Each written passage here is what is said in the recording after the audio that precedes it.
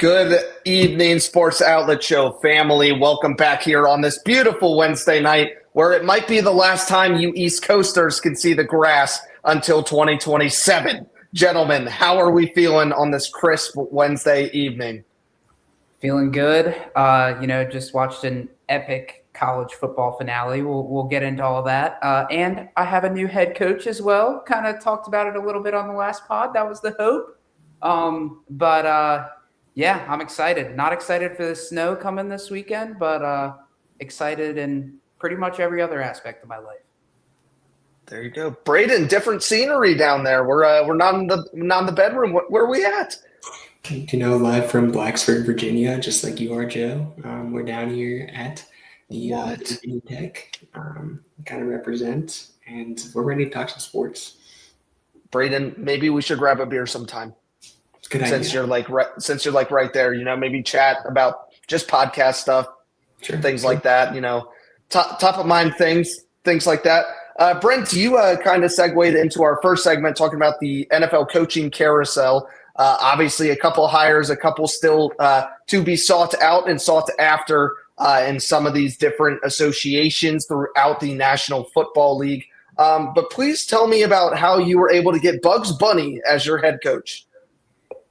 Yeah, Giants got their white whale. They sure did.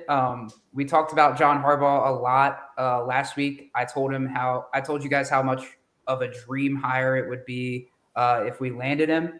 And last week he was in the Giants building all day, left on a private plane that evening. I thought it was over. I was like, this guy, you let him out of the building. What are you doing? Later that night, probably about 11:30, close to midnight, I was like almost asleep. Got the news that a deal was being finalized between John Harbaugh and the Giants. I was ecstatic. Probably stayed up for like 2 hours after that. Was completely tired the next day at work. And then you get the interesting scenario over the weekend where it took forever to finalize the deal. I was getting a little nervous about it, honestly. But it finally got done. Had his intro press conference yesterday, I believe, and things are looking up for the G-Men. I'm excited to hopefully at least get back to mediocrity after being the second worst franchise in the last decade. So as the bar is low, let's get up from the low bar we have set for ourselves. John Harbaugh is a giant. Brent feels like he's living a off-season fever dream. The months of October through December and January have been quite kind to you when it comes to not actual football on the field. So hopefully we get those results coming soon. I'm hyped, dude. I want the season to start right now for both the Hokies and the Giants. I'm ready. Quick turnaround. Think we can make it happen? We'll see, man. It's going to be a long winter. We'll see. I do feel like this is going to be the longest offseason in both of those histories. We were talking about it earlier. It's like the college football season literally ended on Monday. And now it's like I'm ready. We got 4.5 months to our summer super series. Still have the NFL draft in April, and we still have NFL ball to play. We'll get all that action and breakdown here for you. And just a few notes here, kicking it over. Talking about a couple other of coaching hires. Atlanta Falcons will hire Kevin Stefanski as their head coach. And boy, did Baker Mayfield have some words to say. Somebody said on Twitter that Kevin Stefanski had a dumpster fire at quarterback in Cleveland. Baker Mayfield and Deshaun Watson failed, which started a chain reaction to 11 other starters. Quarterback Shedeur Sanders closed out last season with 7 starts.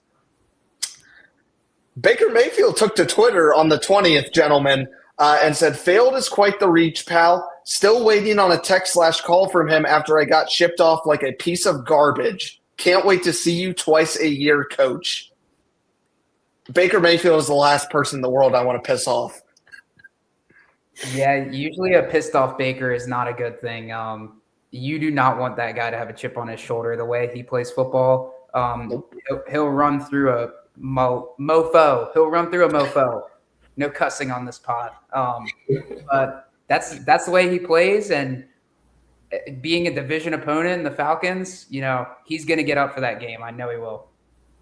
400 yards, 4 touchdowns, and 3 picks incoming. Something like that.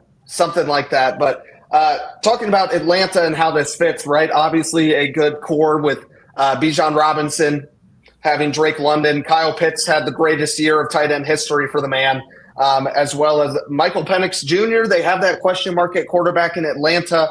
So Stefanski is, again, walking into a place without stability at the main position. So interested to see what Atlanta does in the draft. And a young defensive core as well. They have a couple great pieces on the D-line. Jesse Bates is always a phenomenal leader of that defense too. So Atlanta, one of those teams always ready to shake it up in the playoffs. Thank you again for the Panthers making it. We appreciate you.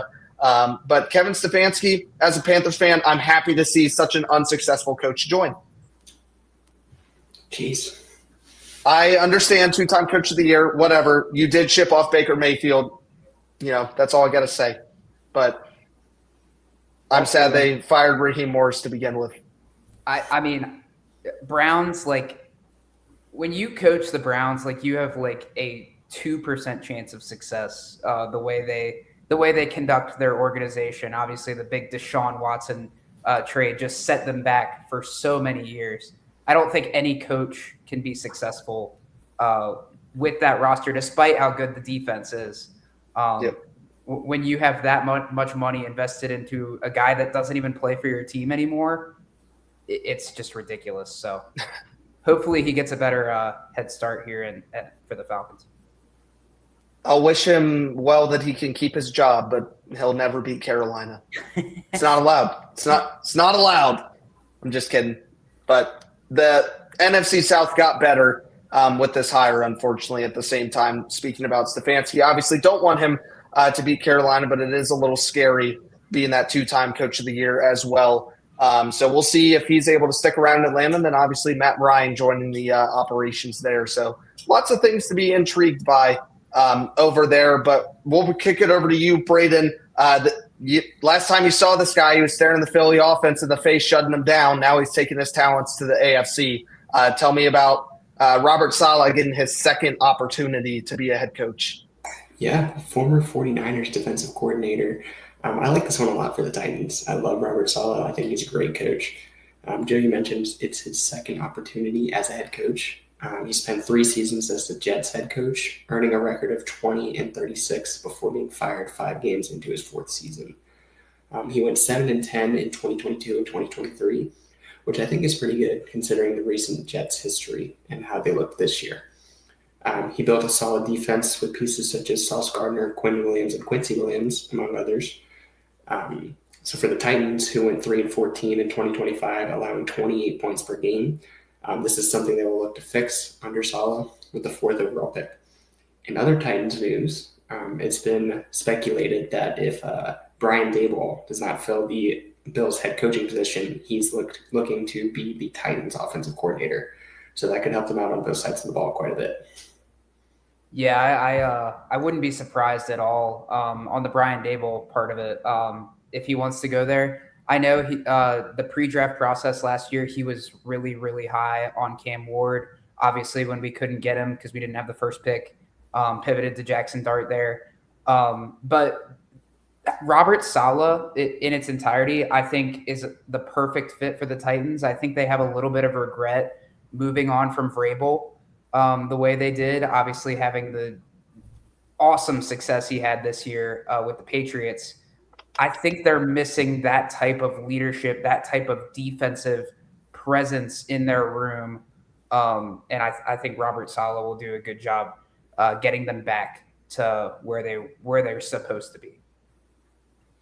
Yeah, it's definitely one of those guys in the locker room that it feels like everybody loves. Obviously, with the Jets, just a terrible stint of luck for him. Do they have their franchise guy at quarterback? That's honestly for his OC and QB coach to figure out. He's not much on the offensive-minded side of the ball, so that hire is just as crucial as the head coach is for the Titans. So very young core, lot to learn in Tennessee, but a similar division on the rise in the AFC South, so can't be too quickly behind.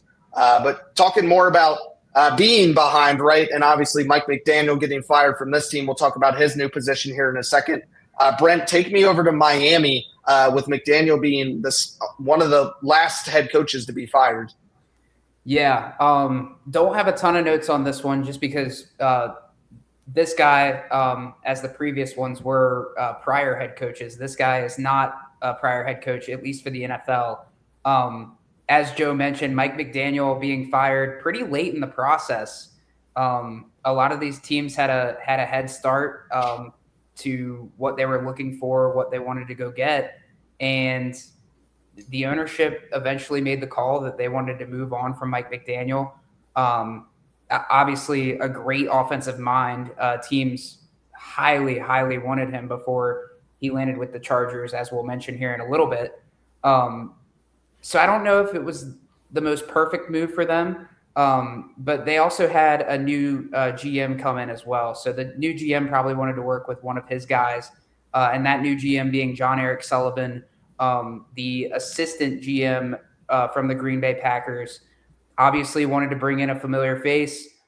Jeff Hafley has had great success with the defense over there. Obviously, you have a lot of big names in Micah Parsons, Xavier McKinney, lots of names on that defense. So I don't know if it was the coaching and maybe more of the personnel, but we're going to find out this season. So to be determined on this hire. It's kind of hard to judge coordinators when they get head coaching positions, but we'll see how it pans out for the Dolphins. Yeah, I think it's an interesting hire, and talking about, resetting the clock, going from a offensive-minded gauntlet of a head coach to now more on the defensive side of the ball, which a lot of people think is interesting considering the struggles that Tua Tagovailoa and this offense have had. So the Dolphins, again, that offensive coordinator hire is going to be massive for them to watch that one pan out. But Braden, the only OC hire we're going to talk about today, because it really is the most relevant, is Mike McDaniel taking his talents to Los Angeles. Yeah, I think this is a great signing for the Chargers. They definitely needed a change in the offense after this season, and it's a huge step in the right direction. McDaniel, for him, I think this is a great landing spot. He has a lot of firepower to work with, dynamic guys in Justin Herbert, Ladd McConkey, Omarion Hampton, and even Quentin Johnson made some plays this year. For him, his goal needs to be develop the offensive line to give your quarterback time. Justin Herbert just absolutely pressured on every single play this year. So need to protect him in order to score points and keep the offense going. One thing to mention is Devon Achane has been insanely dynamic for the Dolphins under McDaniel. And I think Hampton could provide similar value if he can stay healthy. That's one thing. He struggled with injuries this year, but he looked pretty good when he was on the field. Yeah, I love that hire for the Chargers. Obviously, the most touted offensive coordinator candidate out there. And if they can somehow hold on to Jesse Minter as well, he's another really hot candidate who we're probably going to talk about a little bit more here. If they can hold on to him too, they have the best coaching staff in the NFL, hands down.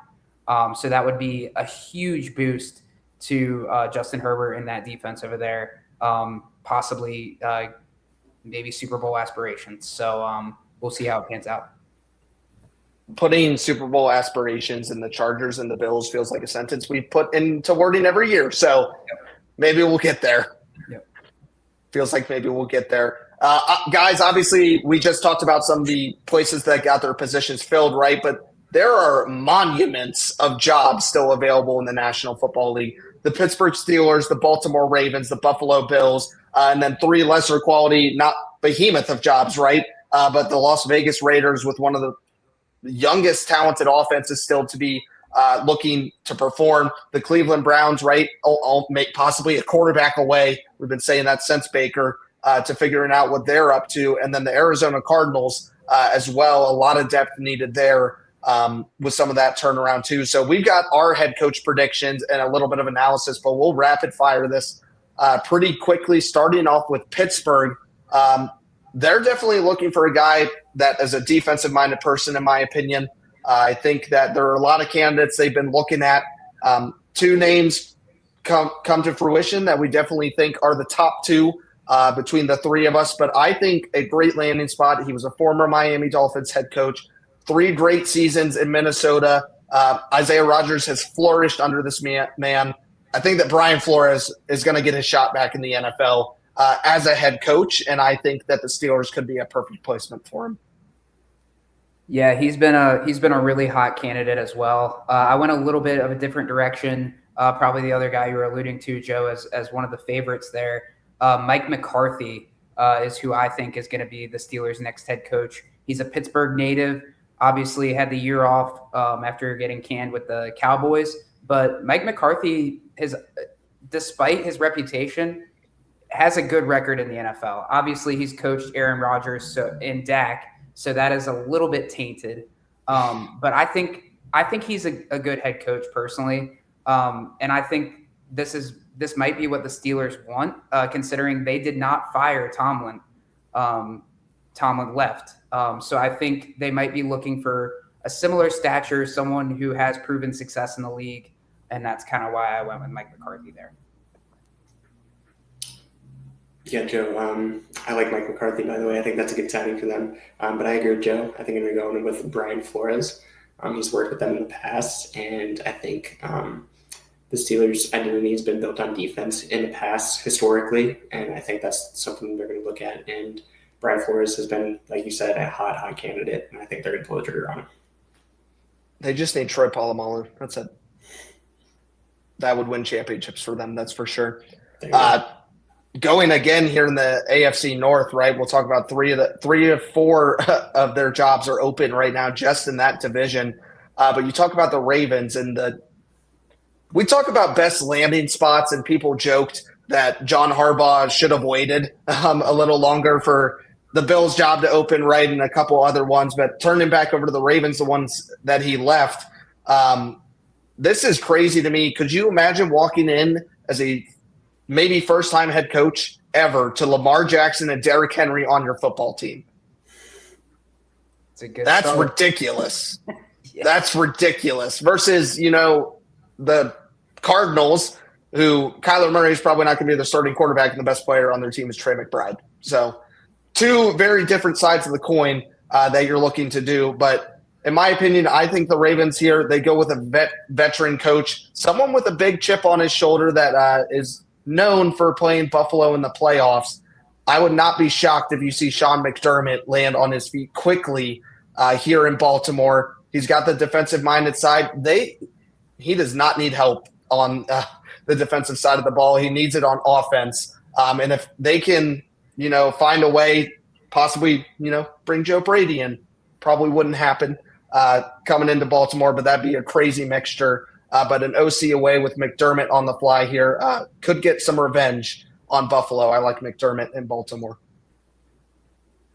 Yeah, I went a little bit different here. I think the firing of John Harbaugh, I think they had to have someone in mind when they did it. You don't just fire like John Harbaugh when he has that amount of success. Obviously has won a Super Bowl, has a great winning percentage. I think they wanted to go younger personally. I think they want to find one of those hot candidates like a Sean McVay, a Kyle Shanahan, a guy that's innovative.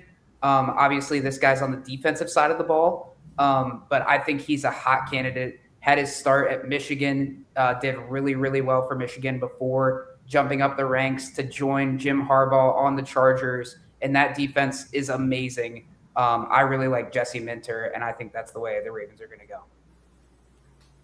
Be a slam dunk hire. Joe, I'm going to agree with you again. I have Sean McDermott as well. I think he's the best head coach available on the market. And Brent, you were sort of leaning a similar way when you said firing John Harbaugh. Who were you initially planning on replacing him with? I think they got lucky that the Bills ended up firing, and now Sean McDermott just falls right into their lap. Yeah, that would be painful for AFC North fans to have McDermott go to a place like that. Brent, I'll have you hint on the Bills first because I feel like I'll take a tangent, so I'll let you guys kick it off with your Bills head coaching predictions. Yeah, I was honestly a little bit shocked at the McDermott news, although I get it. Like when you make the playoffs that many years in a row, you have Josh Allen on your team and get stagnant like that. Sometimes a switch is needed. I will say despite that, I think the roster is not good for the Bills. I'll be honest with you guys. Josh Allen is a great talent. You have James Cook and you have Deion Dawkins. Outside of that, the rest of the offense is shaky at best. The defense does not have a ton of hot names on it. I think Brandon Beane has done a terrible job of building this roster personally. And I think the Sean McDermott news was kind of just to throw the blame on somebody, for lack of a better word. And I think they might want to be looking internal personally. So I think they might just go with Joe Brady, who's their current offensive coordinator, promote him to head coach, and hopefully get a different result in the playoffs. Yeah, Braden. Yeah, I'm going to hop on it here. This one might come as a bit of a shock. I think I had Brian Daboll going to the Bills. He's in the conversations with them. He has an interview, if not today, tomorrow, I believe. I think they might be willing to take a bit of a risk. They've kept things safe for so long. Like you said, the roster hasn't fully developed around it.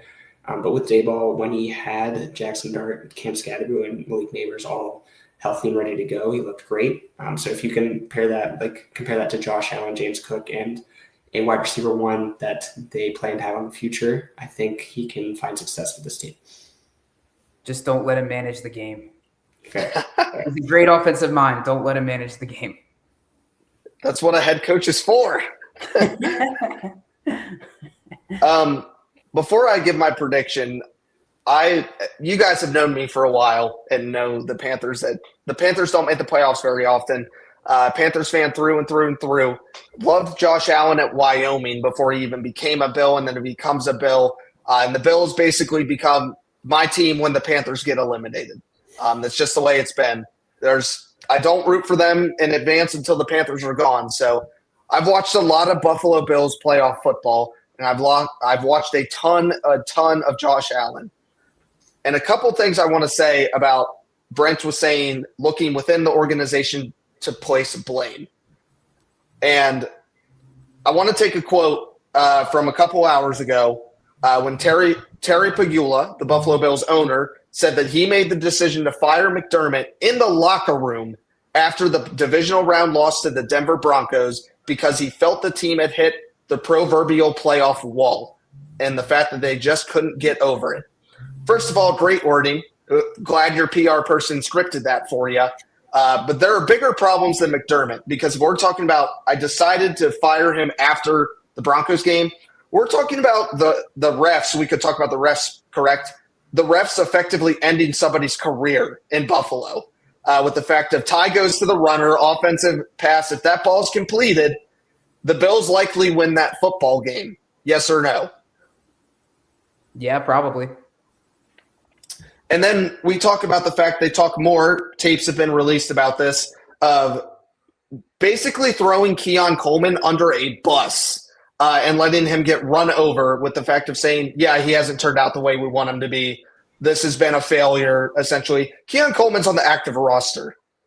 This is Kelvin Benjamin all over again. I think the things I see with the Ravens, I see it with the Steelers, now the Bills. You put these three in this little playoff wall trap, right? You want to talk about that. With the three of them not being able to get over the hump to a Super Bowl, right? Obviously, Harbaugh won one. Mike Tomlin won one. Sean McDermott didn't get to one. But Josh Allen, Brent mentioned it so well. Besides Josh Allen and James Cook, there's not an elite talent anywhere in Buffalo. Deion Dawkins, yes, is a great left tackle, but he gives up more holds, more sacks, more false starts than any Pro Bowl left tackle you've ever seen. The defensive side of the ball screws Josh Allen every playoff run. If you look back at the stats, you can see the 13 seconds as he falls asleep at night with Patrick Mahomes having the ball and the 13 seconds away from making a Super Bowl. And then the other night, the Broncos, right? Bills have been playing decent offense, decent defense the entire game. Game's on the line. Buffalo is giving up a touchdown 99 times out of 100. The man cannot do it all himself. He needs to go get a wide receiver one.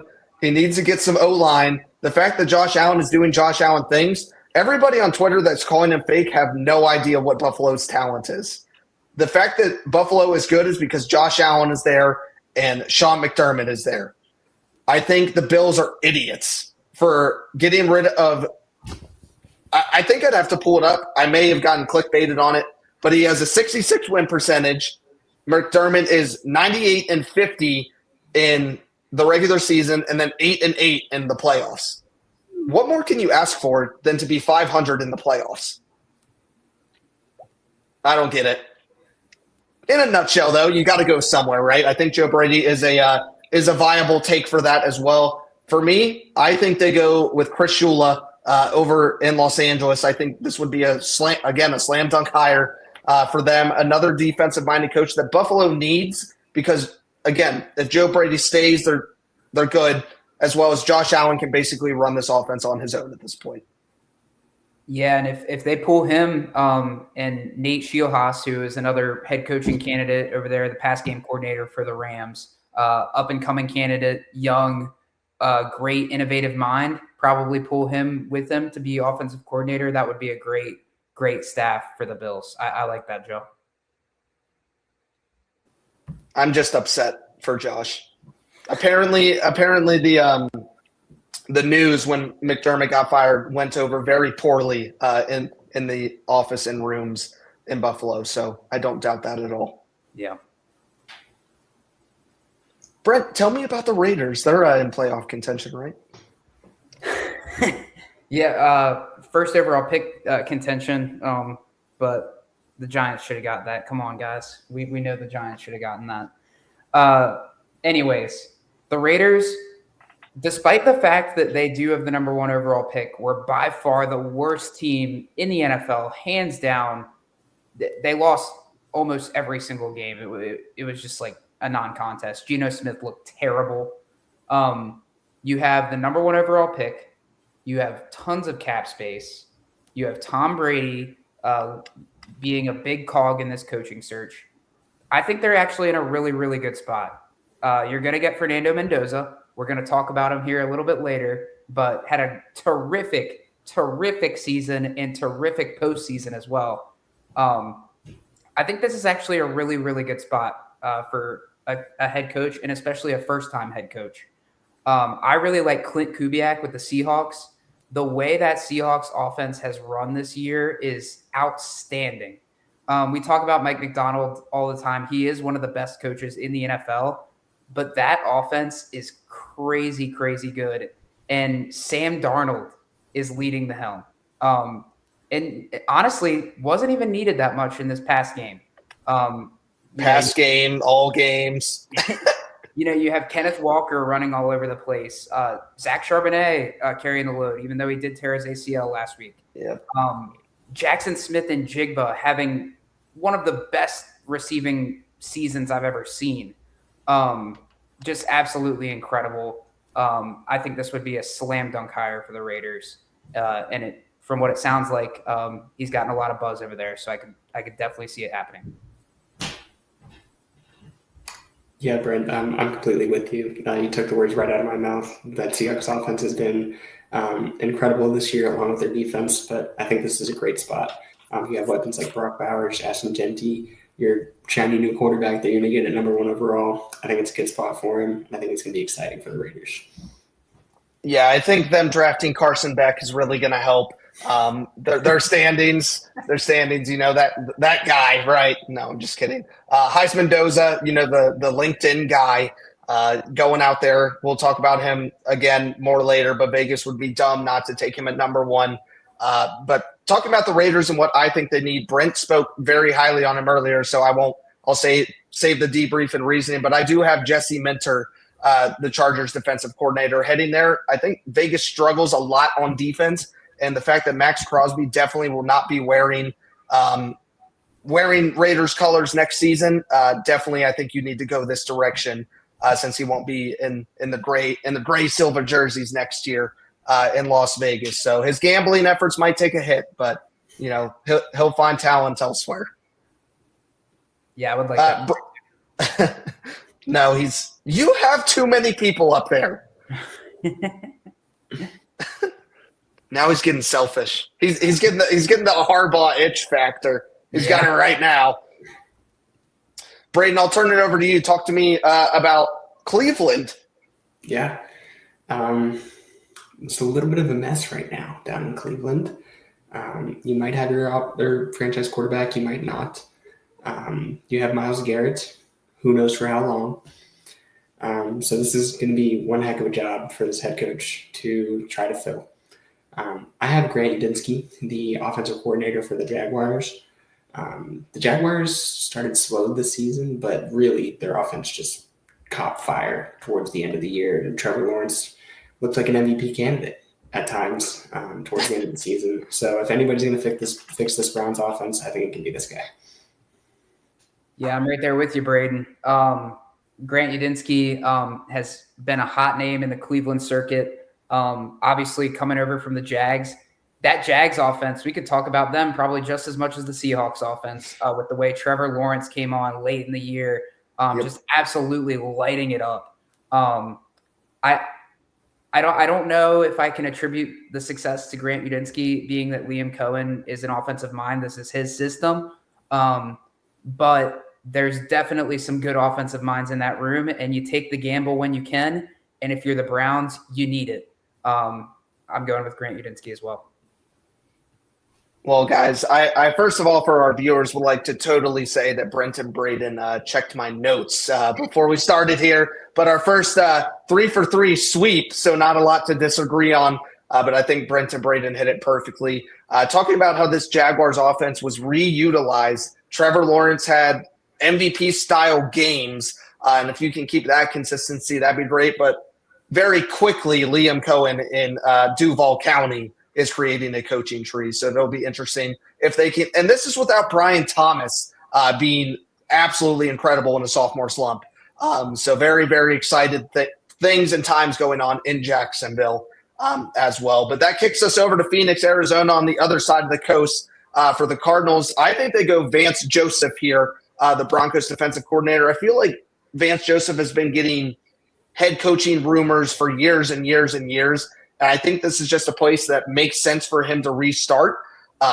Obviously, Arizona needs a lot of work on defense as well as on the offensive side of the ball. But Vance Joseph, give him a 3-year timetable and watch him work down in Phoenix. So I think this is exactly what the Cardinals need, but intrigued to hear your boys' thoughts down there in Arizona.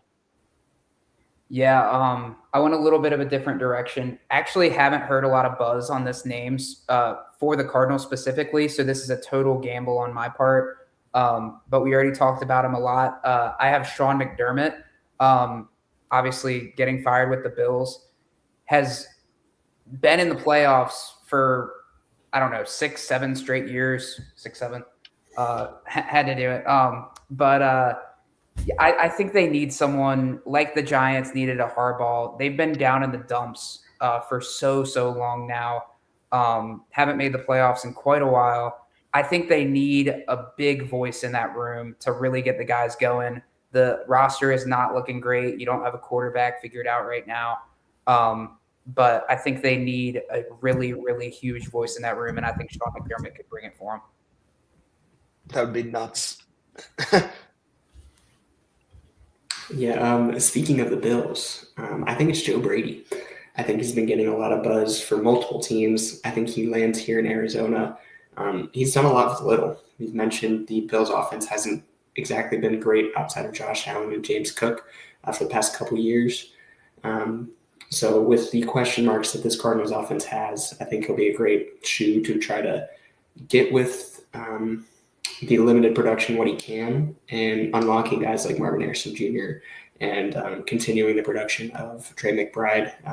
They did love their tight ends down in Buffalo this year. So I think it's a good fit for him. Tight ends go together like Dawson Knox and Dalton Kincaid. Mm-hmm. It's the DKs. And Jackson Halls, baby. Don't forget about Jackson Halls. Oh, yeah. My bad. I was on the phone today with an anonymous source talking about the Cardinals, right? Just so you can fact check that this great anonymous source, he's a Arizona Cardinals fan. He's been on the mock draft here twice before. He currently works at Charleston. Him and I used to work together at the University of Oklahoma. His initials are BF. Okay, I can't give you too much information, but he thinks Anthony Campanelli, the Jaguars defensive coordinator, he's obviously going to have his second interview. Could be a big name to watch out for. So I can't tell you my source's name, but I gave you as much as I could, So I honestly like that hire too. The Jags had an underrated defense this year. They were actually quite good. Really turned it around quick because they were terrible the prior season. So that could be a good name. I like that. It's also just Campanelli.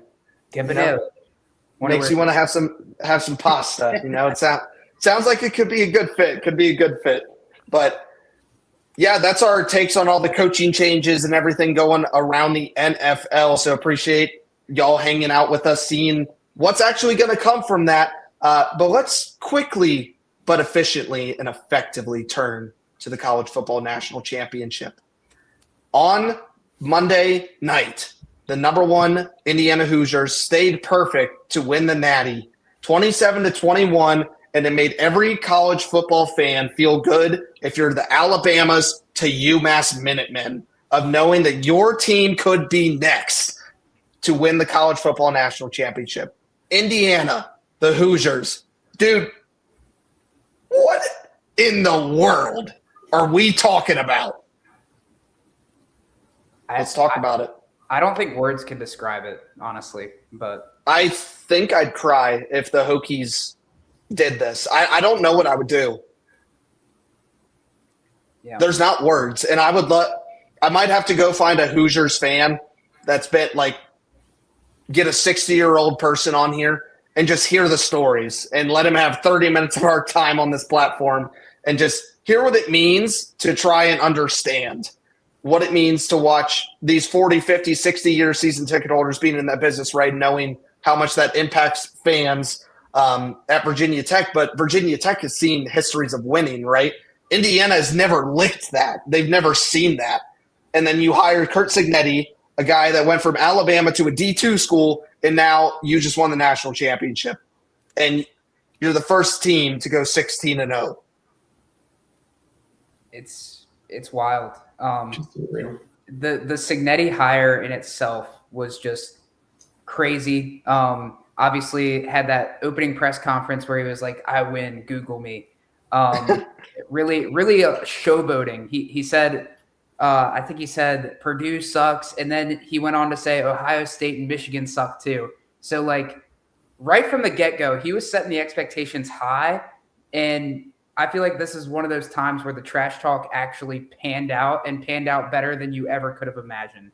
Curt Cignetti is working with a team that has very, very few. I don't think they had any 5 stars, maybe a couple 4 stars, mostly filled with 3 stars. And prior to that, I think most college football fans kind of figured you needed a lot of 5 stars and 4 stars to win in college football.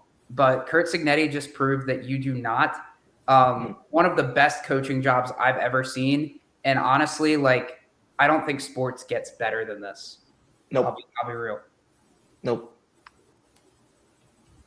It's a surreal feeling, and I hope and pray to all our incredible season ticket holders at Virginia Tech that we get to feel this. And it's so exciting. I'm blessed to do the job I do and get to talk to the amazing people I do every day. I couldn't put into words the emotions that would go around Blacksburg if this happened. You know what? When it happens, I'm ready. I'm drinking the Kool-Aid. I love it. I'm excited about everything college football. But aside from everything else, this is a feel-good story for college football. Like Brent said, anybody, it doesn't matter if you were the Alabamas of the world. Again, we talked about UMass a little bit, but these other teams that really haven't had much of an opportunity, teams that are just coming to the FBS, right? Like Missouri State just joined the FBS. JMU had joined a couple years ago, and they're already in the college football playoff. This is why college football beats every sport in America. Yeah. And I mean, you just have to feel so good for those Indiana fans too. That this is the most losing program of all time.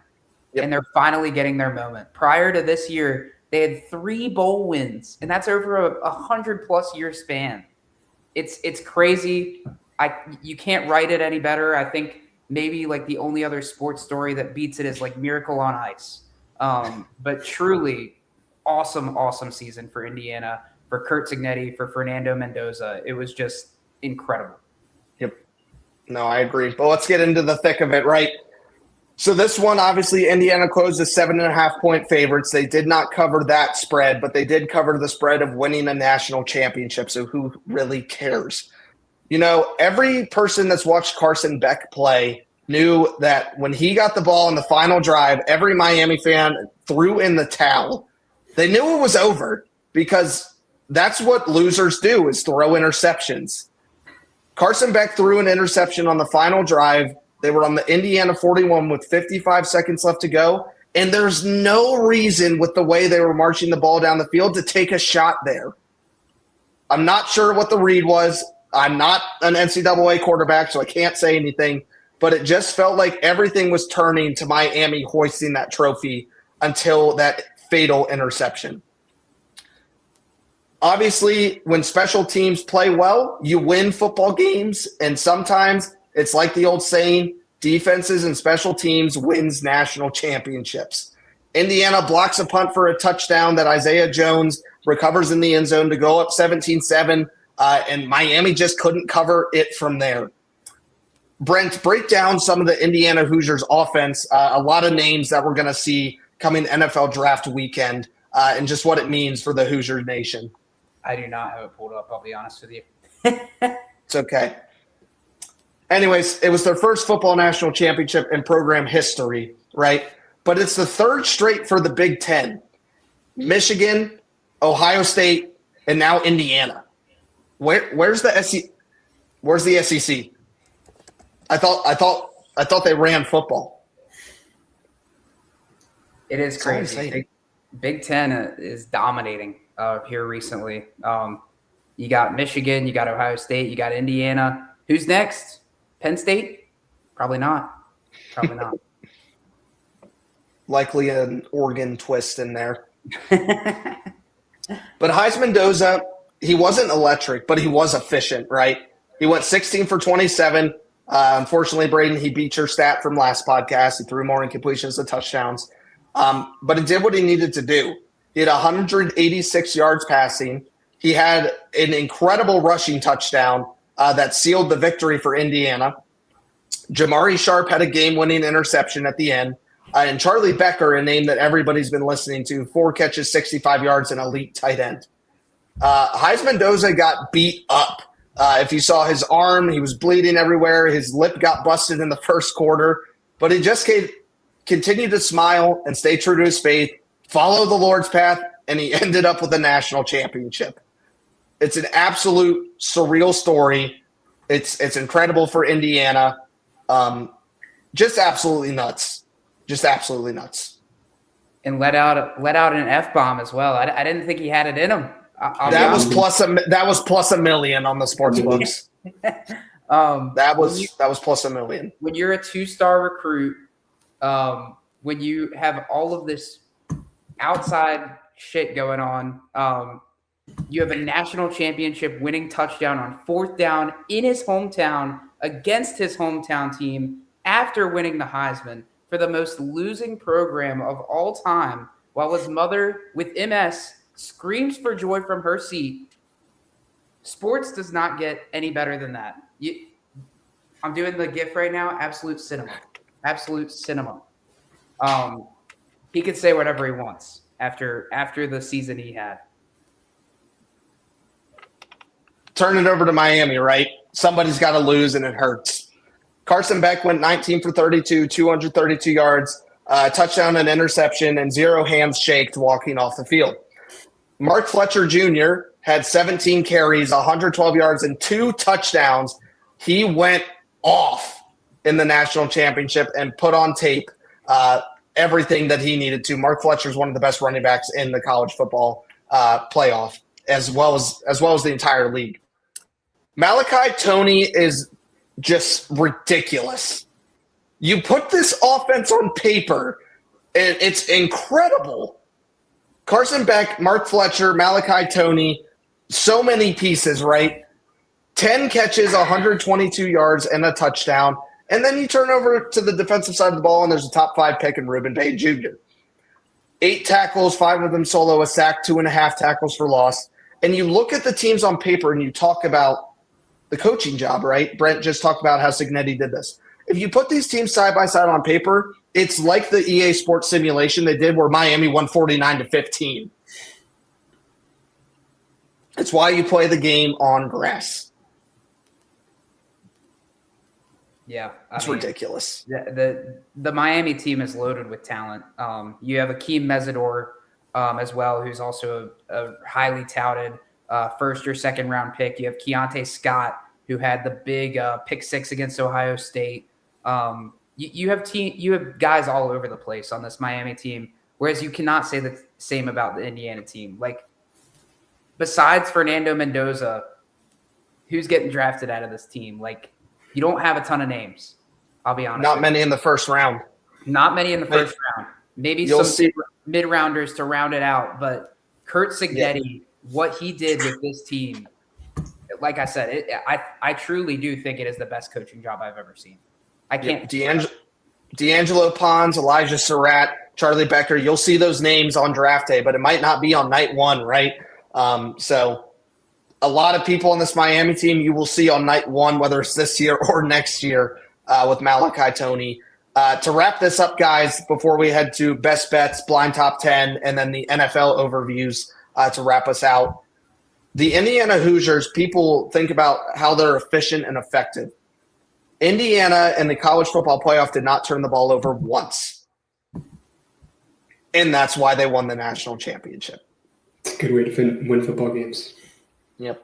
It's a good way to win football games. Crazy. Hey, that season's over. I can hear Enter Sandman right now. I could just hear it. I'm so excited. Brent, we'll turn it over to you for our best bets as we head into this weekend. Yeah. The first one I'm going to start out with is Broncos plus 5.5 versus the Patriots.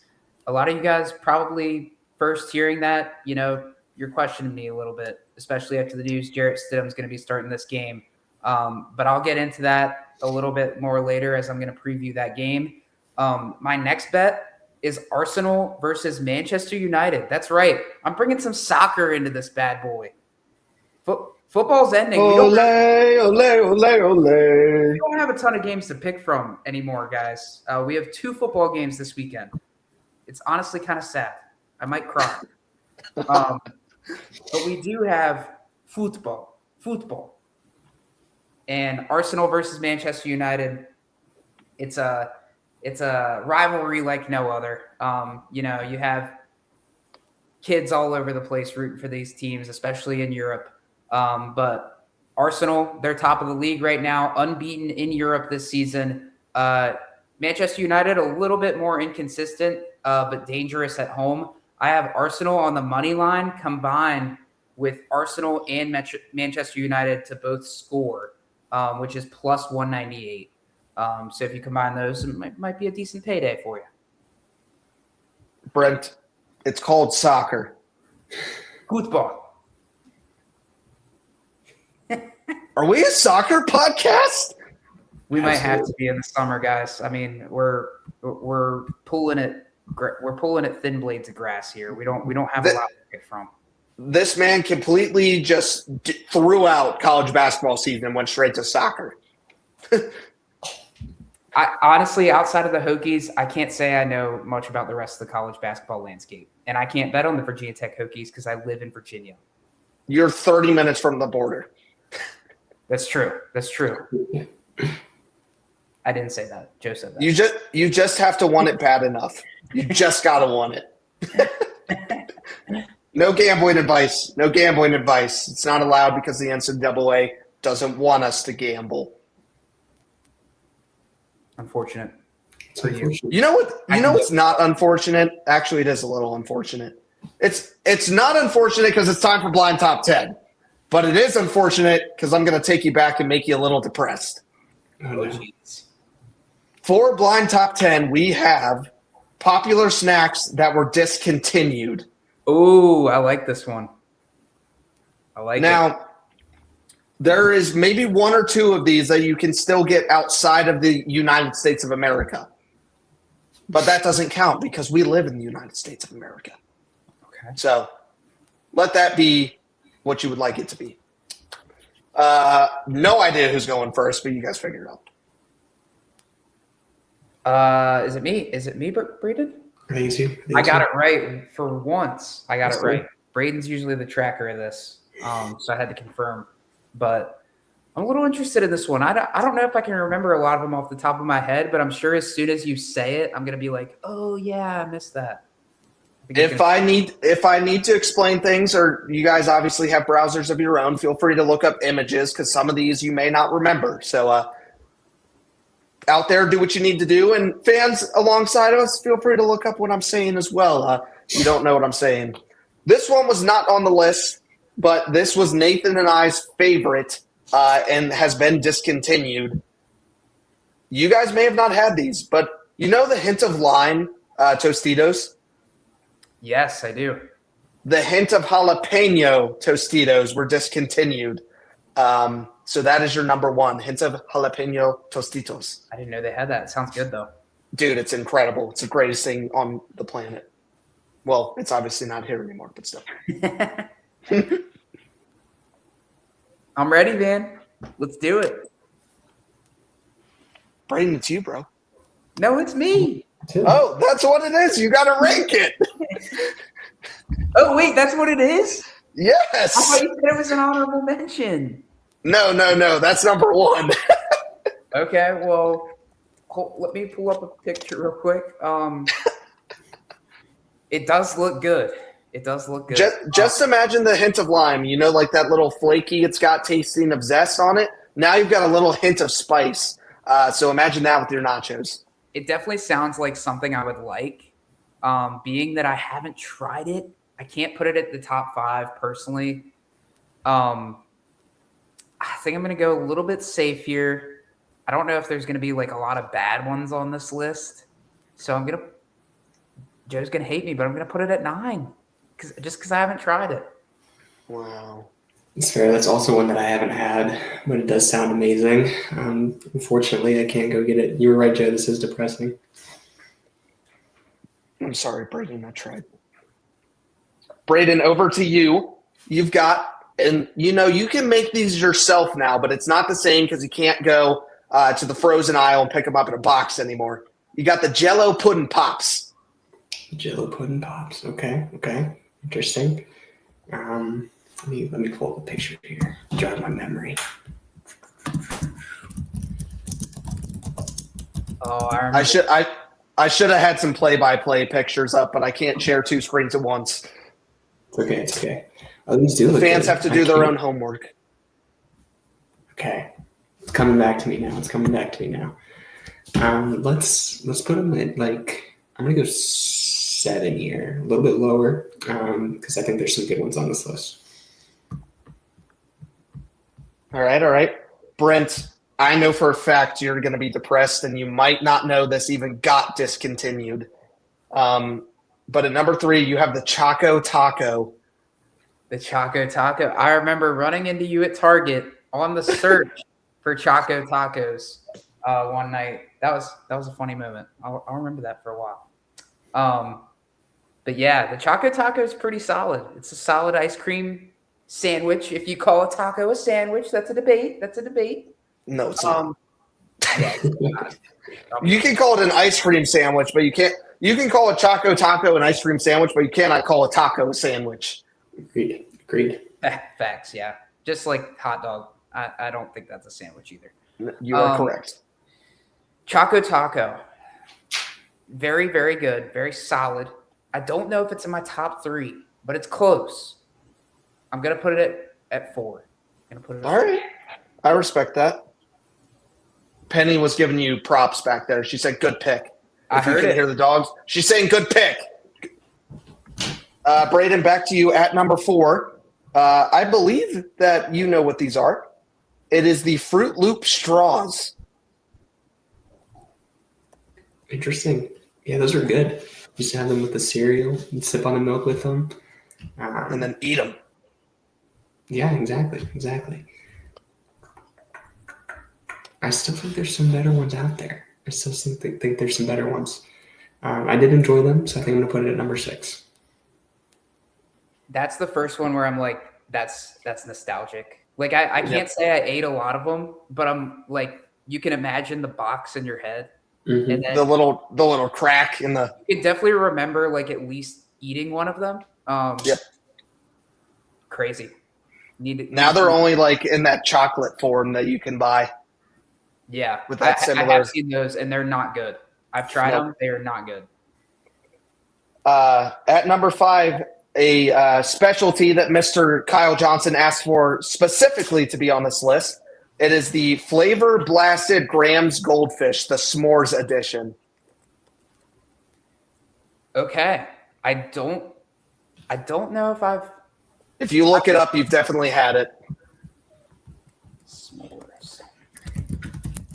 Yes, I remember. I at least remember the packaging of this. I can't say I remember eating them too often. It's definitely something that sounds really good, though.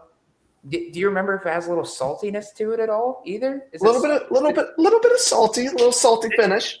This definitely sounds like something I would eat. I wish they still had it so I could get some personally. But being that I haven't ate it very often, I don't know if Braden has. He's smiling at me.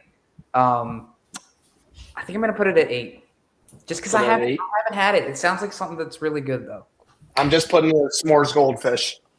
Okay. It's not something I've had either, but it does sound amazing. At number 6, I will be very ticked off at you guys if you don't know what I'm talking about. This used to be like what the middle schoolers and elementary schoolers would pass around. It's those Altoid sours that used to be a thing. Yep. Hold up. Gotta refresh the memory, but it does sound familiar. Dude, I didn't know what it was, and I pulled up the image, and I said, no. Yeah. Those are good to pass around. We'll put them at number 3. I like it. I'm a big sour guy. You guys are waiting for something. Dude, I hope I have it on here. Elementary and middle school, like trading stuff was like our version of drug dealing. Like, I'll be honest with you. Like, I'll give you a chicken nugget for your pack of cookies. Like, it was crazy back in the day trading for food. Well, Brent, I guarantee some of those deals had this involved, and you can pick whether it's the cookie or the Cheez-It version. You have the grits. Yes, this is what I was waiting for. The grips, baby. Oh my gosh, those were my favorite as a kid. I'll be honest with you. You had the little pack, you tear the corner off, and you just throw the thing back. What is it? You just transported me back in time, dude. There's nothing better than this. This is as nostalgic as it gets. Perfect snack. The fact that you let me choose both seals it for me. I'm putting it at number 1. 100%. Absolutely. This is the one that we've had so far that I ate absolutely regularly. This was Why don't they have this anymore? It's the perfect snack. Look, think about a road trip. Like if you're looking for something easy where you don't have to like pick anything up, you just throw it back in your mouth. Grips. Bring it back. So good. I miss it. All right. At number 8 here. You guys will not know what this is until you look it up, so be prepared because I didn't either. But the Kudos granola bars, they were like the ones that you had. They had the chocolate on the bottom, the little M&Ms, and the chocolate drizzle on top. There were a couple versions of it. The M&Ms were my favorite. Those were so good. Ooh. It was smack. Yes. Okay. Yeah, the M&M ones were absolute fire. Yep.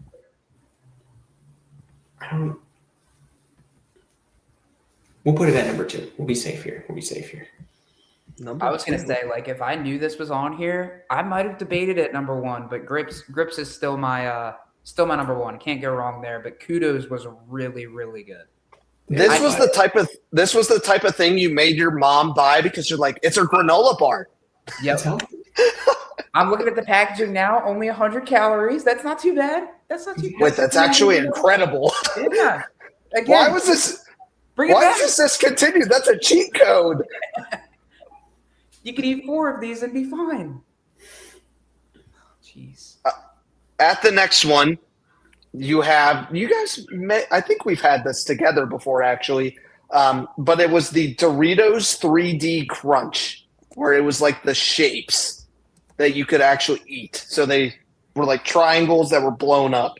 Yes, kind of like a bugle consistency almost. Yeah, it was weird. Yeah, I can't say I was huge on these. I think I like the classic Doritos a little bit better. I'll be honest with you. I'm gonna put it at number 10. Absolutely. They don't need to bring this one back. I'm good. Wasn't a fan. Well, you guys kept it pretty safe, leaving number 5. Mm-hmm. You guys are going to have no idea what this is until you look it up, and then you're going to be like, this deserves to be more than number 5. You ready? Yes. You got the Yogos. I know what it is. Mom. I know what it is. Those were good. Those were really good. I was a big fan. That was what I was waiting for when I was put at number 2, but I'm fine with it. This is okay. There's one more that I'm trying to remember what it's called, but it was like it was like a sheet. It was like a sheet, and there was little like circular gummies on the sheet, and they were all connected in a line. Oh my gosh. I thought it was like Smackers or Snacker. I can't remember what it was. Dude, I know what you're talking about. Yes. I'm trying to remember what it was. And like you could eat them, and they had like little spaces in between them, and they were different colors on the sheet. Yep. It was multicolored. Yep. Man, I got to remember what that is. I don't remember what it's called. The Choco Taco, dude. Oh, I missed that. What a great blind top 10, by the way. Round of applause for these boys. That's impossible to remember. I think we did a good job. Grips, definitely number 1. Yo-Yo probably could have been a little bit higher, as Kyle mentioned in the comments. Mm-hmm. But I think we did a solid job on that. Yep, I 1,000% agree.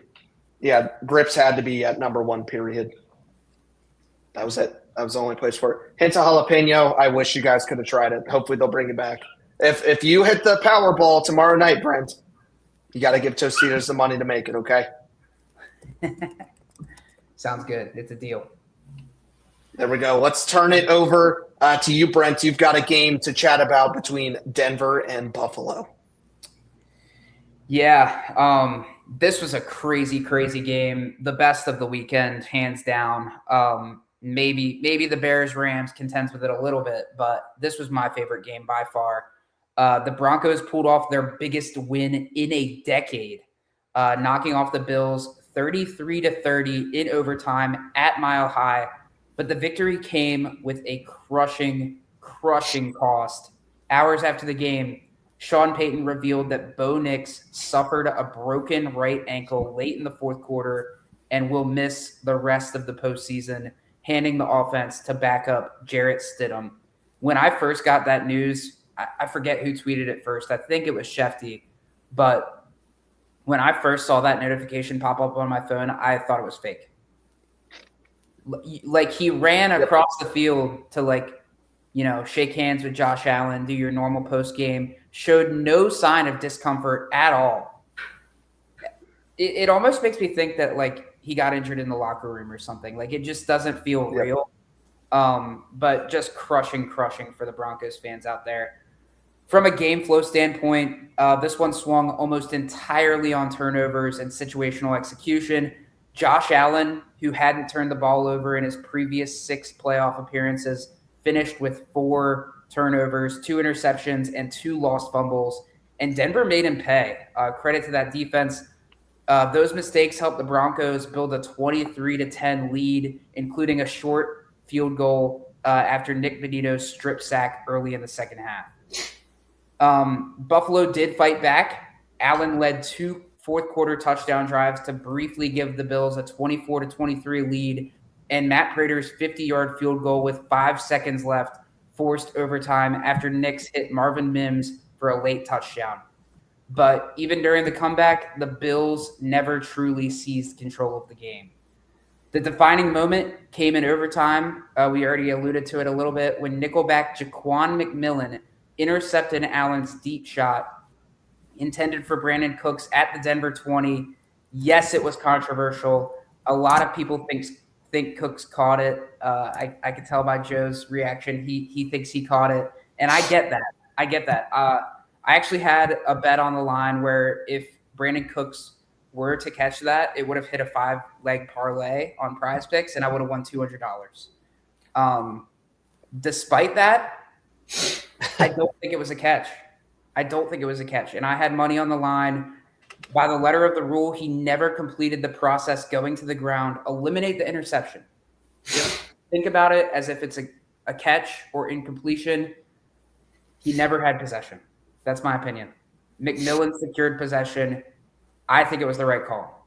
That said, if you think if you think he caught it, if Bills fans want to complain, how about Josh Allen doesn't attempt one of the most boneheaded laterals imaginable at the end of the first half with 0 timeouts on his own side of the field? How about he doesn't do that?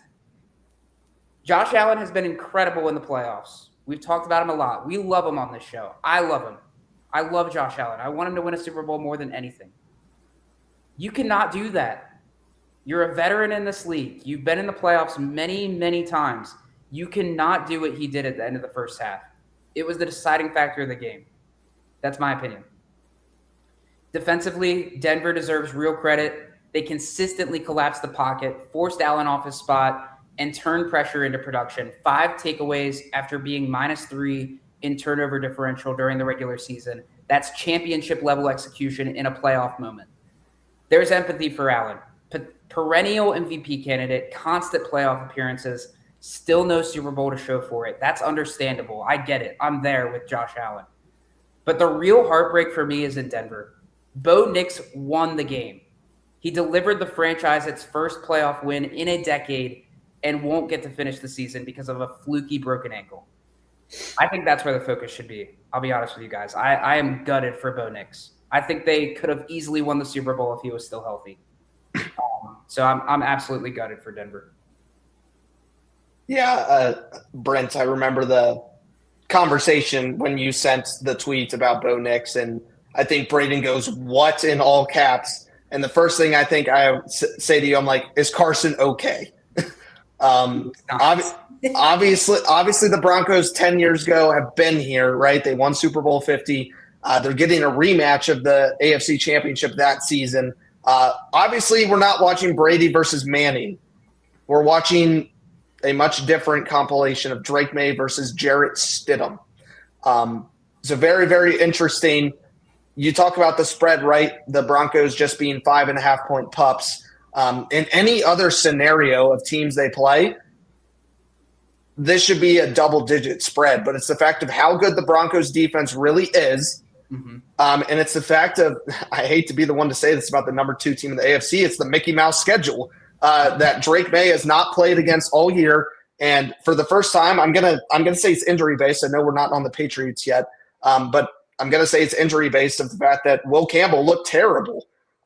So I'll save those thoughts for now, but I agree with you, Brent, of absolutely gutted for Denver, and that says a lot to a team that beat us 10 years ago in the Super Bowl. But I felt like this was the Broncos' race to the finish, and they're going to need the fans loud on Sunday. Yeah, I think definitely at least make the Super Bowl if Bo Nix is healthy. I don't know if you can beat the NFC side, but this Broncos team, their defense, their offensive line is the best in the NFL. Crushed for Bo Nix. He was playing spectacular this season, especially in this game against the Bills. It really sucks. It sucks for Denver fans. And it's brutal. We'll turn it over here quickly. I'm not spending much time on this because the 49ers didn't spend much time preparing for Seattle. The 49ers lost 41-6 and got absolutely throttled. Part of this, obviously, hugely missing George Kittle in this game for sure. An XYZ player, name a player. He probably was in the blue medical tent at some point at Lumen Field. The Seahawks dominated them from start to finish. Start, opening whistle, Rashid Shaheed took a 95-yard touchdown to the house, and they could have just ended the game there, and it would have been the same result. So a lot of wasted time over there in Seattle with a 41-6 dub. Brent mentioned it earlier. Kenneth Walker, 116 yards, 3 touchdowns. Smith and Jigba was barely a factor, but still had 19 yards and a touchdown on 3 catches. Sam Darnold only completed 12 passes, and that's all he's needed to do all year long. For the Niners, Brock Purdy had a pick, a fumble loss, 12 incompletions, and Christian McCaffrey could never get anything going. There's really not much more to say here besides the Niners need to get healthy in the offseason, and this Seahawks defense just throttles teams. And again, defense can win championships. Say as much as you want about it, we could see Sam Darnold in the Super Bowl, but if he puts up 14 points, who cares? They could still win. Yeah, it might not matter. Correct. So you want to give the Brock Purdy situation of saying anybody can have the Niners offense and play the way Brock Purdy does. Well, Sam Darnold's in a similar boat in Seattle. Yeah, I'm right there with you. It was a domination and very embarrassing that 49ers on the spread was one of my best bets. But I got the Broncos one right. There you go. Did not get this one right. There you go. That is how you change negative into a positive. People looking for interview tips, Brent just gave you free advice. I'm not good at this, but hey, did you see this pick? Yeah. There you go. There you go. Hey, we care about people around here too. Braden, send me down to New England and CJ Stroud. Yeah, it's about to get pretty negative. I apologize. The Texans lose 16-28 in a very, very sloppy game with 8 total turnovers. New England is able to get the better of it. For the Texans, it's back-to-back really bad games for C.J. Stroud.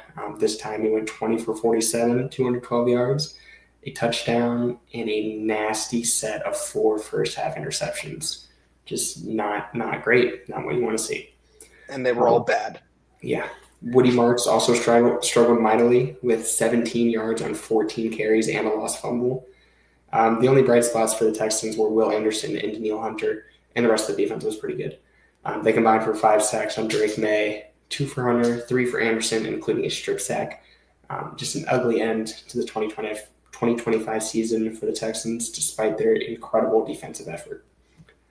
For the Patriots, Drake May threw 3 touchdowns, but don't let that distract you from the fact that he also threw an interception and fumbled the ball 4 times, losing 2 of them.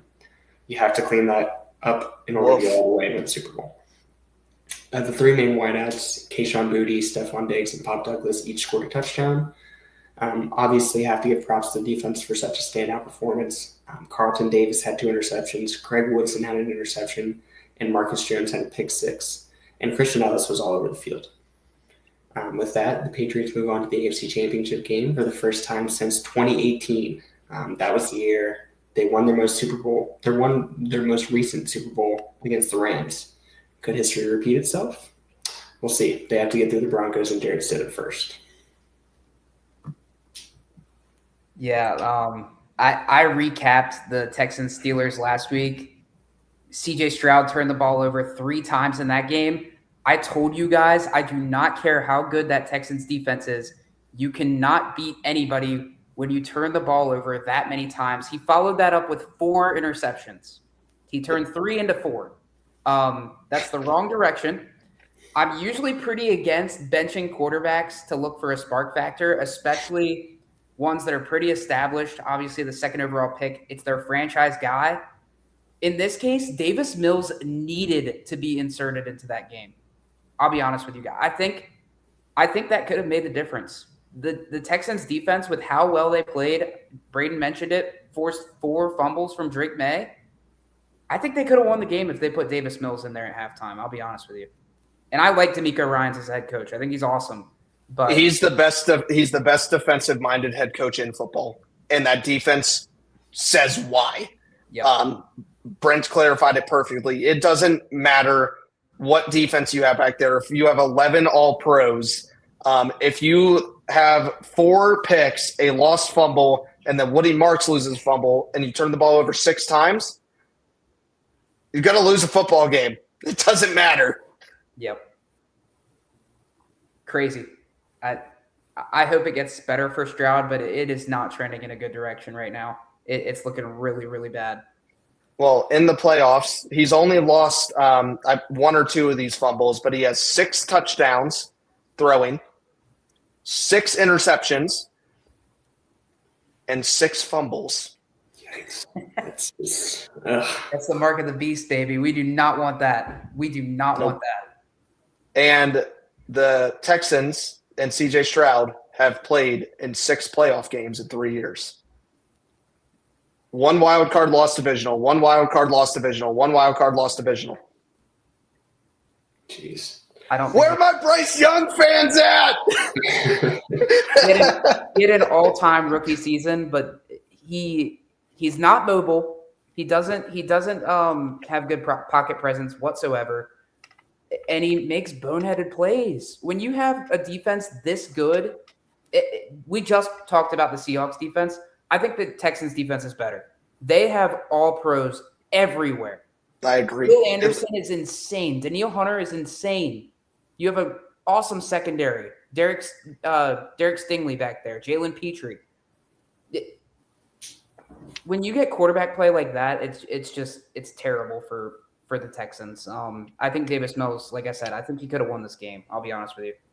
Dude, I'm telling you, if we would have had a Seahawks-Texans Super Bowl, the score would have been 4-2. I would be here for it. That'd be awesome.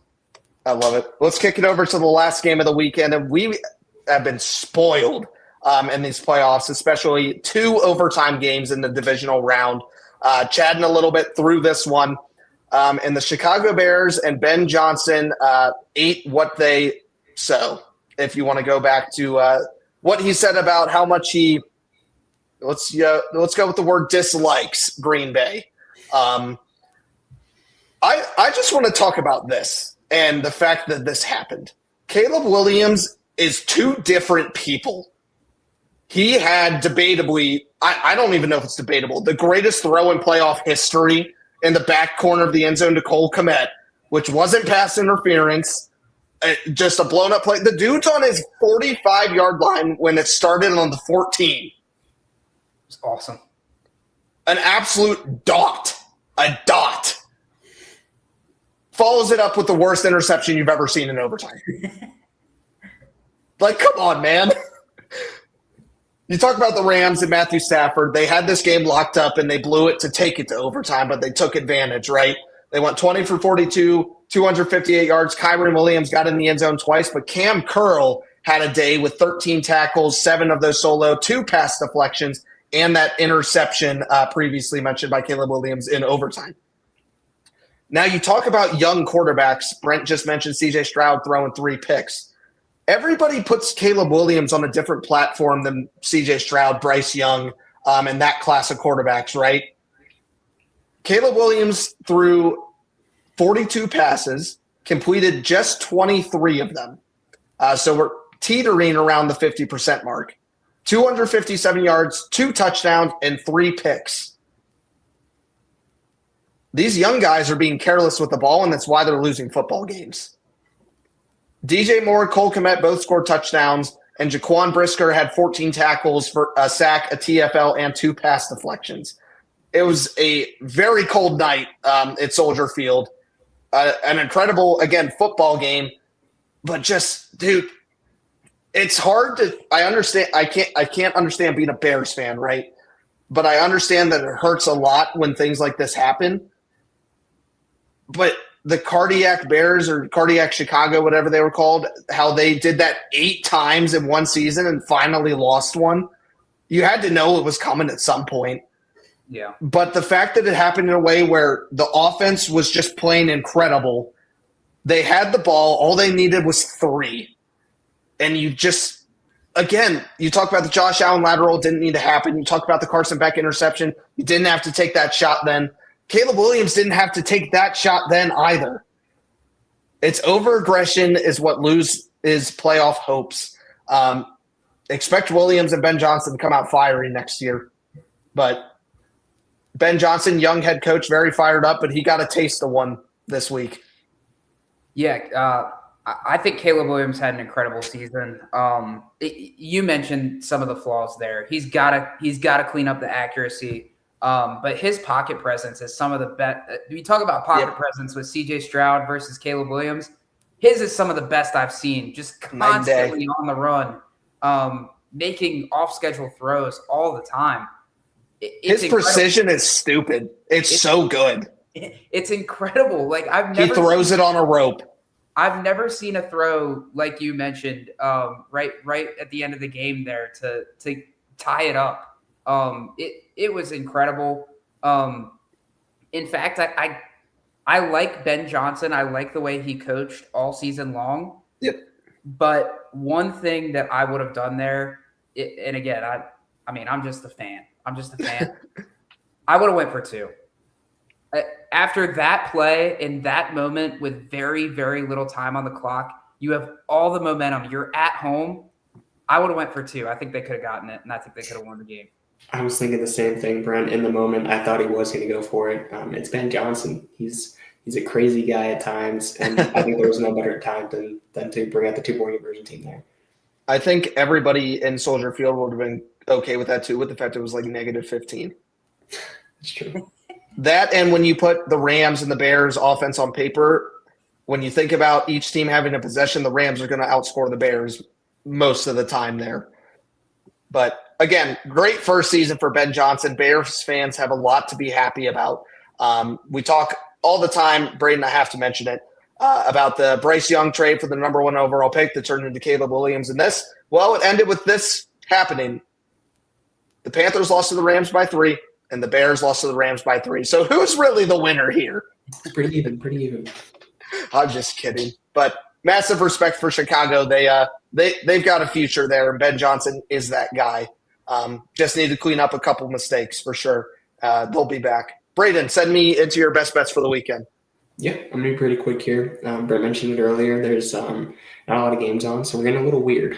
I'm going to start off with something that's less weird. I get the Rams money line. They're plus 130 away against the Seahawks. And then I just think this is going to happen. I don't really have an analytical reason for it, but I have Blake Corum, anytime touchdown, plus 280. That's all I'm going to say about it. I like it. I just feel it. I'm a fan. He was getting work at the end of the year. Might vulture Kyron Williams there. I could see it. That's what I'm curious, Braden, to maybe if you're able to pull up your little app to see what it would pay for your and Brent's best bets all together while he goes and takes us to Mile High Stadium for the AFC Championship preview. Yeah. On paper, Patriots at Broncos, it looks like it should be straightforward. Bo Nix is out. Jarrett Stidham is in. And New England has the league's most efficient passing offense behind Drake May. But I think this game is going to be far closer than most people expect. Let's start with the obvious. Stidham is not Bo Nix, but he's also not a total unknown. Every time he's been thrown into action in his career, he's shown he can be competent, poised, and functional within structure. We were just talking about C.J. Stroud. Maybe if they would have inserted Jarrett Stidham there, if they had him on his team, I think he could have won that game. But he'll also be operating behind arguably the best offensive line in football. I don't even think it's arguable. They are the best offensive line in football, which matters a lot against a Patriots defense that thrives more on coverage than overwhelming pressure. Add in the potential return of J.K. Dobbins, who was limited in practice today, and Denver could get a real boost to a run game that would help keep things manageable for Stidham. And then there's the defense. Denver's defense at home is a different animal. Pat Surtain can erase one side of the field. Jaquan McMillan has been outstanding in the slot. Talanoa Hufanga brings physicality on the back end. Up front, Nick Bonito and Zach Allen give the Broncos a legitimate edge against the Patriots offensive line that's been solid, but not dominant. Denver ranks third in pass rush win rate, and if they're going to hang around, that's where it starts. That said, the Patriots still have the trump card. Drake May has been one of the best quarterbacks in football this season by the numbers, leading the league in QBR and completion percentage over expectation. and his mobility adds another layer of stress to Denver's defense. Even if the Broncos generate pressure, May's ability to scramble and create off-schedule plays makes him incredibly difficult to fully contain. And New England also has a defensive boost of its own, with Milton Williams anchoring the interior and Christian Gonzalez maybe being the second best shutdown corner in the league behind PS2. So yes, there's a path for Denver. Defend at home, run the ball, protect Stidham, and turn this into a low possession, grinded out game. I just think New England's edge at quarterback, even in a tougher environment, ultimately decides it. I do think it will be low scoring. I don't know what the over-under is off the top of my head, but I think you might want to go the under in this game. My prediction is Patriots 18, Broncos 16. Yeah, I love the analysis. I think it's going to be tough for the Broncos to score. Like you said, the Jared Stidham isn't some unknown quarterback, but the Patriots defense is pretty good. I have the Patriots winning 22-11.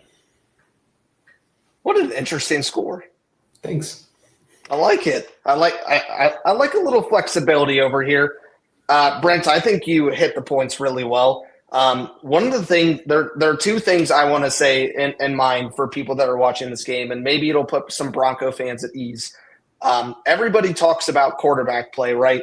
Well, there's two notes on this. Everybody's calling out Jarrett Stidham, right? Drake May has never played in a game like this before at the same time, and he's never faced an environment like he will at Mile High on Sunday. When Drake May is out there on offense, the Broncos defense is the exact same football team, regardless of what happened with Bo Nix. That is a fact. Yes, quarterbacks mean a lot, but when you have a ticked-off defense ready to kick it into overdrive, knowing they need to go out there and win a football game, you do not want that coming down to the last possession if you're Drake May. You need to take control of the game quickly, or it could get out of hand even quicker. The second thing I'll say for Broncos country, let's ride, is that Nick Foles is advocating for Jarrett Stidham and this team. And if you put Nick Foles and say his name 3 times, great things happen for your country. With that being said, this Patriots defense, not as great, but they are just as good on paper. Brent mentioned Gonzalez, how great that those corners are. If they win the turnover battle, Denver has no shot. I think, unfortunately, Stidham is going to lose that battle, whether it's 2-1 or 1-0, and just get edged out by the Patriots 23-19. But, guys, I wouldn't be shocked if we saw a Broncos win on Sunday. Agreed. I think the key, like I said, is keep it low scoring. You have a great defense. Yep. I think the Broncos could win this game. And, hey, something we haven't mentioned, this is a revenge game for Jarrett Stidham. He's got a little something to play for. Beat the team in the playoffs that gave up on you. Let's do it. Jarrett Stidham. I'm all in. Vance Joseph, DC, is putting film on tape for a head coaching job too. So let me tell you, that defense is going to be kicking it. They're ready. Speaking about another defensive matchup on one side, it's going to be this offense versus this defense. Braden, take me to Lumen Field in Seattle for our NFC champ. Yeah, you got the number 5 Rams at the number 1 Seattle Seahawks in the NFC. It's episode 3 of the season's installment of the Rams versus the Seahawks.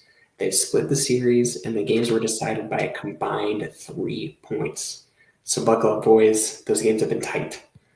This time around, the over-under is set at 47 points, and the Seahawks are 2.5-point favorites at Lumen Field.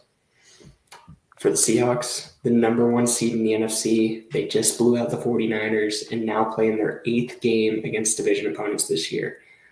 That's not easy for any team. My keys to win for them are weather the injuries offensively. Sam Darnold is considered day-to-day with an oblique injury. He is expected to play, but the worst case, Drew Lock would be the next man up. They're very thin at running back. Unfortunately, after Zach Charbonnet tore his ACL against the Niners, he will be out. George Halani was just activated off of IR, and Kenny McIntosh has been on IR. Last week, Velus Jones Jr. got some work late in the game against San Francisco. Another key to win is keep the defense sturdy. They haven't allowed more than 10 points since Week 16 and a 38-37 thriller against You guessed it, the Rams in Seattle. And that's one of 2 times they've allowed more than 24 points all year. Meanwhile, for the Rams, they're coming off an overtime matchup in which they survived against the Bears. Their keys to win are to score points. As I mentioned, this Rams team put up 37 points in a loss against them in December. Use your weapons. Puka Nacua, Devontae Adams, Kyren Williams, Blake Corum have all been great weapons for the MVP Stafford and Sean McVay. They've been great all season. Don't let them stop now. And another key is to shut down JSN. The Niners did it for the most part, held him 3 catches for 19 yards, but he did score. If you can shut down your opponent's best receiving threat, you have a much better chance to win. Both of these teams are looking for another trip to the Super Bowl. The Rams won it just 4 years ago in Super Bowl 56. For the Seahawks, it's been a bit longer. They haven't been since Pete Carroll didn't run the ball against the Patriots in 2015. They haven't won it since the year before that, and I think it's going to stay that way. The Rams will be celebrating Sean McVay's birthday on Saturday and his Super Bowl berth on Sunday after they win 20-7 to 24. That was a line. I did not know that. I might have to change my prediction. I went a little bit different direction. The Seahawks really, really impressed me last week. Again, remember, it was one of my best bets. I had the 49ers on the spread. They putting up 40 points, I don't care how depleted that 49ers defense is. It was a non-game ever since the opening kickoff when Rashid Shaheed took it back for a touchdown. They are sound on every single area of the football, outside of maybe quarterback. But he's had his moments this year.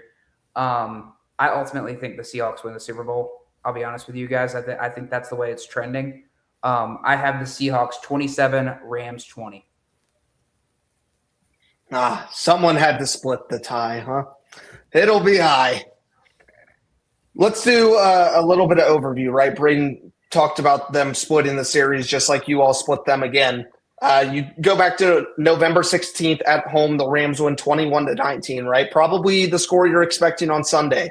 But people can't forget a month later in Seattle, the anomaly at Lumen Field, where the Seahawks won 38-37. 37 points was the most points put up against the Seahawks since a Week 6 matchup against the Tampa Bay Buccaneers in which they lost, with the Bucs having 38. So 38 is the magic number to get to for Los Angeles to beat Seattle. This game comes down to 2 sides of the ball. It comes down to Sam Darnold and, a pretty decent Seahawks offense, well-rounded, versus a Rams secondary that's just horrible. They're so bad. On the other end, you have the best offense in the NFL. Nobody's telling me differently. Between Matt Stafford, Kyren Williams, Devontae Adams, Puka Nacua, as well as Colby Parkinson, right? They've been absolutely incredible this year. And then you have the Seahawks defense, which 1 or 2 with the Texans, right, you can say are the best in the NFL. Between you two, which of those matchups is more important to win? I think defense wins championships. I think it's that second matchup you mentioned, Joe. It's 2 of the league's best position groups, or not position groups, offensive versus defensive. I think it's going to be fireworks to watch. I think the other side of the ball doesn't really matter that much. That's the one you're really watching. I'm in agreement. And when you come to a game like this, I said it with Drake May, so I have to say it with Sam Darnold. Sam Darnold has never played in a game like this before, but he has the 12 on his back at the same time. That's the main difference here. But Matthew Stafford has played in every environment known to man. He has a Super Bowl ring, and Sean McVay is still one of the best coaches in the country. When it comes to that matchup of offense versus defense, I know for a fact that McVay has things coming that we have never seen the Rams run. Matt Stafford's experience, Puka Nacua's ability to go for 200 yards and 2 touchdowns on any given Sunday, and Devontae Adams' height, that can make any quarterback look silly. For this reason, the Rams, the only way you win this game is putting up points and not turning the ball over, and Stafford doesn't turn it over very often. I have Rams 31, Seahawks 21. This would be incredible to see a Rams versus Pats / Broncos Super Bowl, but Sunday in time will tell, gentlemen. Brent, I'm with you. You said you think the Seahawks are going to win it all. I think whoever wins this game is going to be the Super Bowl champion this year. I think the NFC's just been on another level this year.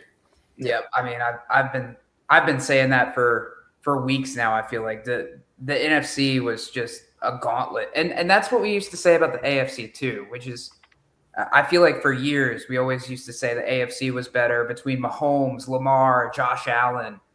You didn't have two of those guys in it this year. So and Herbert obviously, but he can never seem to figure it out in the playoffs either.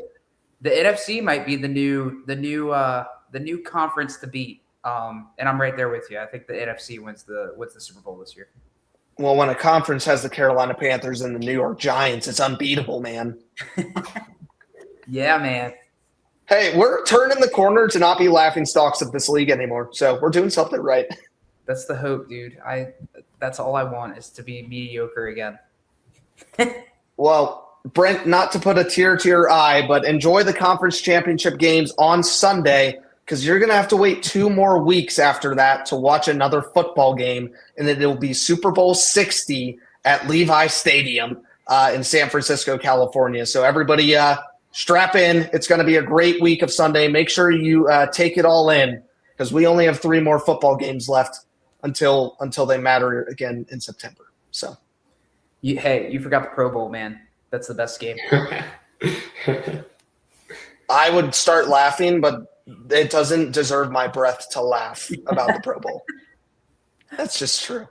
Would you like to do a Pro Bowl breakdown next week? Is that what you're saying? I think we have to, and maybe we can put it on our best bets. NFC versus AFC for the Pro Bowl. Can you bet on that?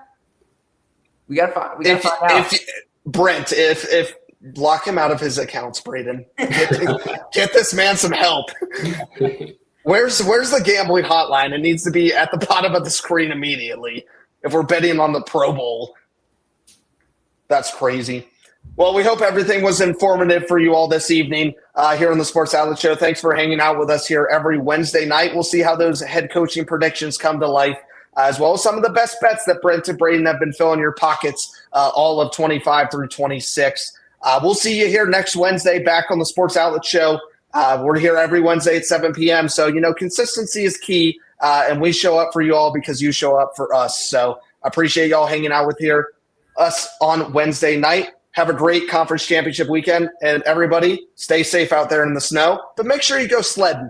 I might have to get out there. Good night here from the Sports Outlet Show. We'll see you next time. Good night.